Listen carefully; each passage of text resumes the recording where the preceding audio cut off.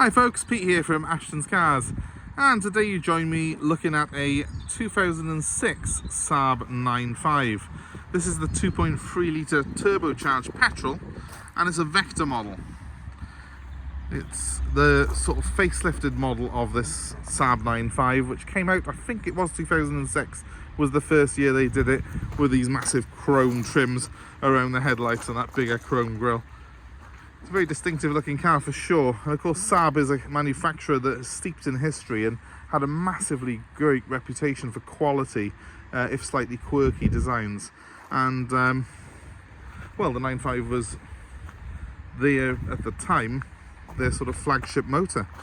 So it's great to see one like this. Saab unfortunately went into administration back in the about 2010, 2011. They were part of General Motors. And it was because I think really they were just not profitable enough for General Motors. They were making these amazing cars. They were not prepared to compromise on the quality of them. And in the end, unfortunately, it all came down to the fact they weren't making enough profit. So the company went into administration. But there is a massive following for these Saabs, and especially the 9.5s, because these are a real good quality car, a proper Saab, if you like, and especially the petrol models. Petrol turbos are my favourites. The diesels borrow engines out of the Vauxhall Vectra and Insignia, and yeah, they're okay, but they're nowhere near as good as this. I mean, I drove this car yesterday back from Essex all the way back to South Wales. I enjoyed every moment of that drive, and well, its quirkiness really appeals to me. Hopefully it does to you if you're looking at the video as well. So what we've got here is a 75,000 mile car. That's exceptionally low for a car that is now 17 years old. So it's very, very low mileage. It has got a couple of little marks on it, and I will point them out as we go around it, but nothing that's really nothing that really sort of is detrimental to the overall appeal of it. It does look a very great thing when you see it. It looks very well put together. It looks very original, and I am a bit loath to go painting bits on it, because I think it looks, in a way, it's quite appealing to have one that hasn't been molested and messed around with at all. So first thing that I will point out to you is that the 5 badge is missing there, but I'm trying to get one to put on it. I'm sure that that's an easy find on eBay for me, so that won't be a problem. A couple of little marks on some of the alloy wheels, but nothing that is too serious. And as you can see, there's a little scratch on that bumper there, just behind that wheel. Again, it's not something that would, you know, horrify you on a car of this age. It's a big car, it hasn't got reverse sensors, and unfortunately the previous owner, bless, has caught it a couple of times, I think, when parking. So there's a little mark there, look, on that bumper corner, a little graze, which is nothing, but again, you know, what do you expect on a car this age, I suppose. And slightly deeper graze this side. You know, noticeable when you're up close, but really, as soon as you're a couple of steps back from the car, it doesn't really show up. The car has got really great curb appeal. I mean, I drove it back yesterday. I found myself glancing back at it as I was parking it up when I got home last night. It's a car that I think looks really handsome, and it just is of its time, and that's the real appeal of these. The engine on it is an absolute gem, the 2.3 turbo. It's a 4-cylinder engine, and it's mated to a very smooth and slick automatic gearbox in this car. It certainly made my 230 mile drive home last night a very relaxing one. And Saab always were famed for having these most comfortable seats. I'll show you in just a moment what they look like, and I can certainly vouch for that. As someone who drives a Range Rover as a daily car, I found this Saab 9.5 equally comfortable to my Range Rover on that long journey, and that's credit indeed.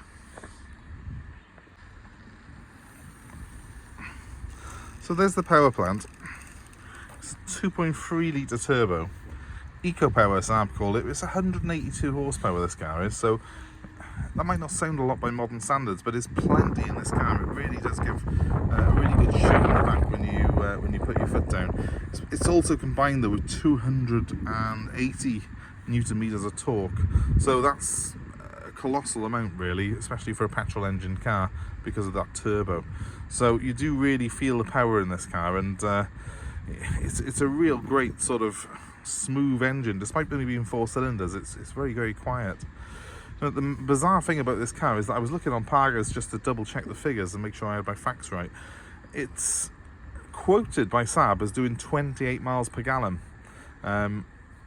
combined fuel consumption.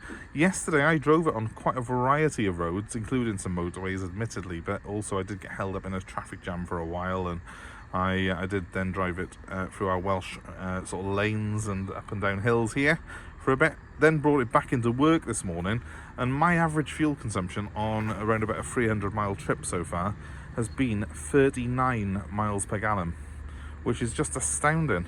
And you know, a lot of that's at motorway speed, admittedly with the cruise control on. So, you know, you can get on a run up to 40 miles per gallon in this car. I guess probably 28, 29 miles per gallon is really a credible figure for day-to-day running. And that's as good as many modern diesels that I've been driving lately. So really, for a petrol-engined large executive-sized car like that, it's very, very impressive indeed. So without further ado, let's have a look inside this 140 mile an hour Swedish saloon. Well, these are the most comfortable seats ever in a car. Really soft leather, you just don't get seats like this anymore. They're always quite hard, and these are quite a comforting, sort of nice place to sit. I'll just jump in behind the wheel of this one. So, the cockpit of the Saab. Now, first of all, let me just point out the elephant in the room. There's a real horrible sticky thing there, because the guy had put some multi sort of 12-volt sockets on there, and I've just pulled it off because it looked awful, and now we've made it look awful even more by having the glue, so I'll have to get that residue off it. But essentially, look at the interior on here. You've got a really sort of smart curved dashboard. I think it looks really good anyway, and I had a Saab back in the day, so I like the design of the dash in these. It is well equipped. We've got paddles on the steering wheel for the automatic gearbox. We can go up and down the gears manually if we wish to, and a selectable sport mode with that S button on the top. The car's got climate control on it with passenger and driver separate controls. A couple of these buttons have deteriorated. They're nothing to do with that residue that's going to come off.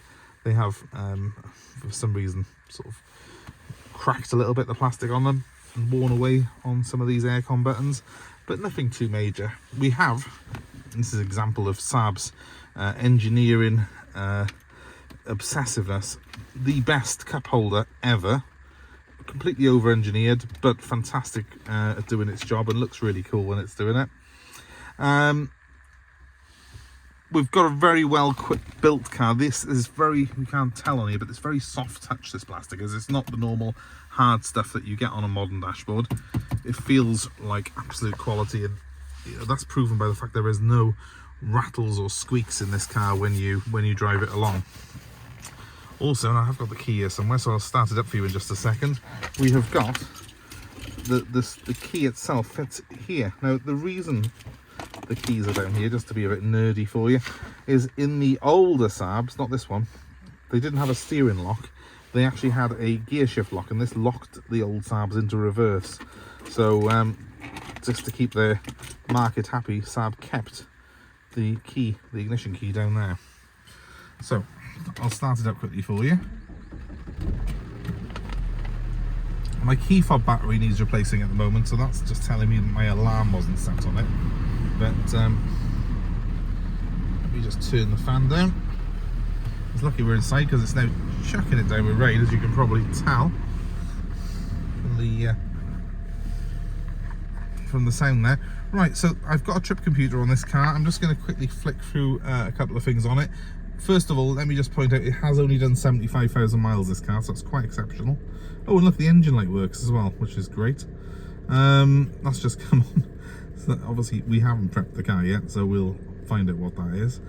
But this is what impressed me yesterday. I'm down to 36.6 now because I've had it idling on the yard for a bit.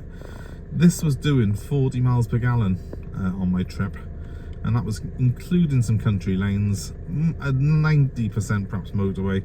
But it just goes to show you can realistically get up to up to 40 miles per gallon on a run, and that does make me think that the 28 miles per gallon that Saab are quoting for the combined cycle is a very realistic 28 miles per gallon. So that's really, really good. It hasn't it's got Bluetooth. It hasn't got Bluetooth, but it has got auxiliary for your phone, so you can connect your phone the old-fashioned way through a lead by there if you want to. But I don't think there is actually a Bluetooth thing on this particular thing. There is a menu, and no, it's just setting up your favourite radio stations, which you know, while worthwhile, is not the same as Bluetooth.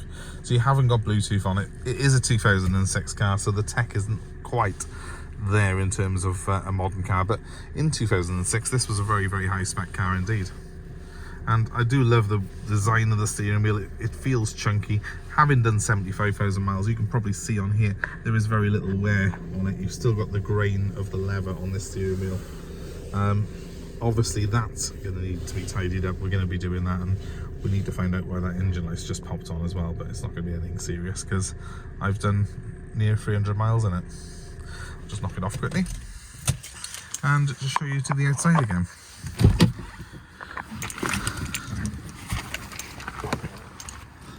So it has been sort of cleaned inside, that's why there's got mats in it at the moment, but that was done by the previous dealer. We're gonna obviously do some preparation on this car ourselves.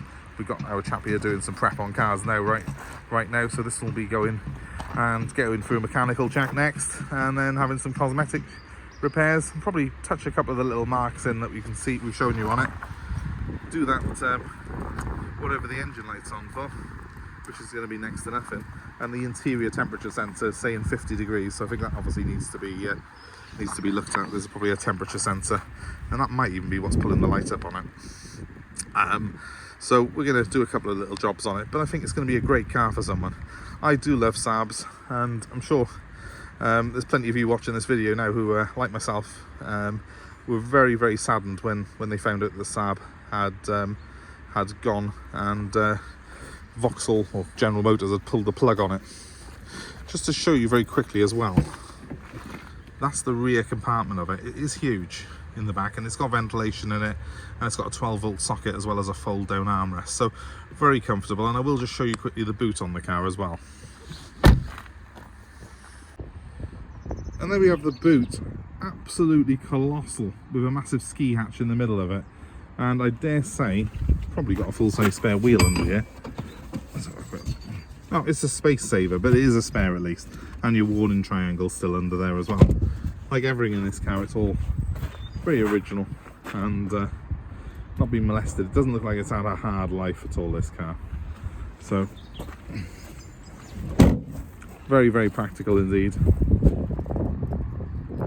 So there you have it, guys. Saab 9.5. I think a really nice original one. We're going to do a couple of little jobs on it now and get it all prepared for sale. But it's going to make someone a fantastic and quite interesting executive cruiser.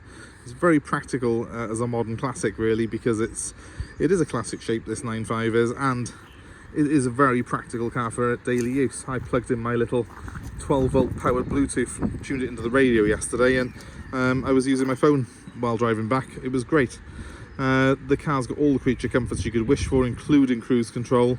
It sits at 70 miles an hour all day, doing about 2,300 RPM at 70, so it's a very relaxed cruiser, and it's got a very nice automatic gearbox on it. It's a 5-speed auto. It's not tiresome like some of the modern ones, so they just, sounds cliched, they just don't build cars like this anymore.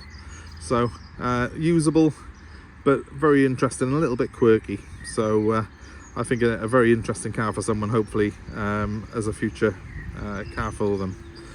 And if you're interested in this particular one, please give me a call, as always, on 07932 873 646. Happy to take any inquiries and answer any questions you may have. We're also happy to take your old car in part exchange, and we're happy to deliver this Saab anywhere in the UK for you. So give me a ring one more time and we will work out a price and a quotation for that. 07932 873 646. Thanks ever so much for watching. I do hope it's been of interest. Please feel free to comment below and send us links to any of your Saab cars that you've got and experiences. I know that Saab has got a massive following, so I'm sure that will be a lot of interest in this particular video. Thanks again, have a great day.